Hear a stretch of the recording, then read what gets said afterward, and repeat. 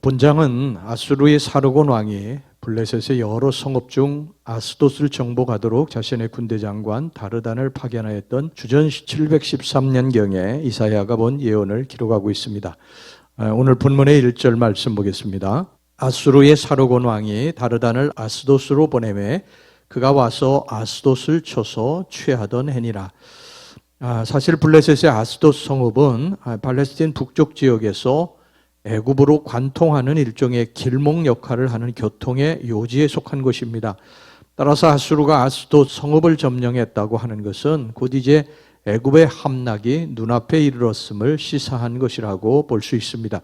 어쨌든 아수르 군대에 의한 애굽과 구스의 패망을 본 예언이 선포된 지 약 40년 뒤를 전후해서 구체적으로 그것이 이제 실현되어 가게 됩니다.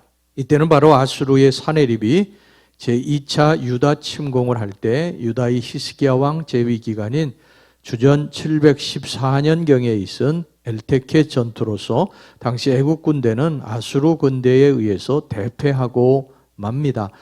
애굽이 이렇게 대패한 이유는 하나님의 택한 백성인 이스라엘이 구원자이신 하나님보다 애굽을 더 의지하고 신뢰함으로 하나님에 대한 신앙을 버렸기 때문입니다.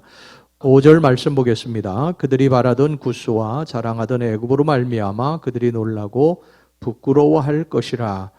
하나님의 백성은 위기를 만날 때 자기 힘이나 세상의 권력, 돈, 사람에 의존하려 들지 말고 이 세상의 주인이신 하나님을 의지해야 합니다. 오늘 우리는 이같이 이제 예민한 국제 정서를 선포해야 했던 이 선지자 이사야의 고충을 알고 과연 하나님의 일꾼된 자는 어떤 자세로 주어진 사역에 임해야 하는가 하는 것을 살펴보고자 합니다. 첫째, 자기 자신을 잊고 하나님의 뜻에 절대 순복할 수 있어야 합니다. 이사야 당시 유대 내의 분위기는요, 친애굽 세력의 일색이었습니다. 유다는 위로는 왕과 아래로는 천한 백성에 이르기까지 애굽에 대해서 절대적인 신뢰를 보내고 있었습니다. 어떻게 보면 그들이 믿는 하나님보다도요 더 간절한 마음으로 애굽을 바라보고 애굽을 의지하고 있었는지도 모릅니다. 바로 이런 분위기 속에서 이사야 선지자는 하나님의 말씀을 받아서 아수르의 득세와 또 애굽의 멸망에 관한 예언을 전해야 했던 것입니다. 아마 이사야 선지자는요 인간적인 번민에 휩싸였을 것입니다. 어떻게 보면 죽음까지도 감수해야 했습니다. 그러나 이사야 선지자는 자기 자신의 의지와 감정을 꺾고 오직 하나님의 뜻 앞에 무릎 꿇기로 했습니다. 3절의 말씀입니다.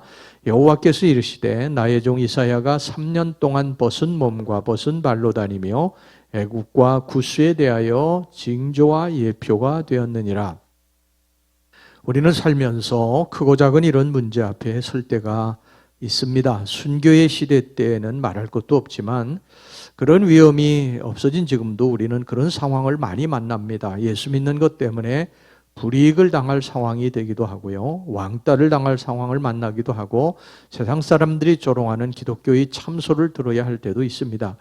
이때 우리들의 입장이 대단히 조심스러운 상황이 되기도 하지만 우리는 예수님의 자녀라는 사실을 한시도 잊어서는 안 됩니다. 불의에 대해서는요. 끝까지 항거해야 되고 용서할 것은 용서하고 주장할 것은 주장하면서 끝까지 예수를 따라야 합니다. 세상 물결에 그냥 적당히 타협하고 떠밀려가는 것은 우리 올바른 크리스찬이라고 볼 수가 없습니다. 자, 그 다음에 두 번째, 백성을 오직 하나님께로 인도해야 합니다. 이사야 선지자는 유다 모든 백성들이 애굽에 깊은 신뢰를 보내고 있는 이런 상황에서 애굽의 멸망 소식을 전하는 것이 대단히 어려운 일임을 알고 있었습니다. 하지만 그걸 말로써 전하는 것도 부족해서 기이한 행동을 해서 사람들의 이목을 집중시키면서 전했습니다.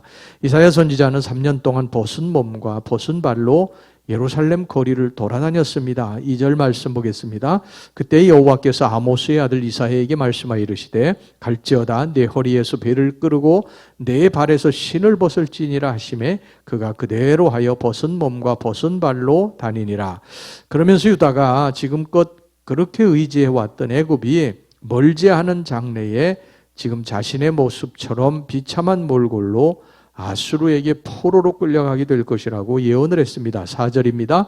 이와 같이 애굽의 포로와 구스에 사로잡힌 자가 아수르 왕에게 끌려갈 때에 젊은 자나 늙은 자가 다 벗은 몸과 벗은 발로 볼기까지 드러내어 애굽의 수치를 보이리니, 이사야 선지자가 개인적인 수치나 생명의 위협을 받는 중에도 이렇게 기이한 행동으로서 하나님의 뜻을 전한 이유가 무엇입니까? 그것은 바로 아수르의 침공을 두려워한 유다 백성이 하나님을 바라보지 않고 애굽의 눈길을 돌리는 것이, 애굽을 의지하는 것이 얼마나 어리석고 허탄한 일인가를 깨우치기 위해서입니다. 여러분, 당시 모든 백성들이 애굽을 신뢰하고 있는 상황에서 홀로 애굽이 망할 것이라고 하는 것을 전하는 것은 정말 어렵고 힘든 일이었습니다. 죽을 수도 있는 상황이었어요. 하지만 이사야 선지자는요, 죽을 각오로 전했습니다. 그리고 입술로만 아니라 몸으로 그것을 보여주었어요. 하나님께서 3년 동안 옷을 벗고 신을 신지 않고 그렇게 다니라고 했을 때도 절대적으로 그것을 순종했습니다. 따랐습니다. 그래서 철저히 스스로 망가졌어요. 하나님의 명령이기 때문에 망가졌습니다. 하나님의 일꾼의 길은 그렇게 쉽지만은 않아요. 욕도 먹고 핍박을 받기도 하고 모욕을 당하기도 합니다. 하지만 그것이 주님을 위한 길이면 우리는 해야 됩니다.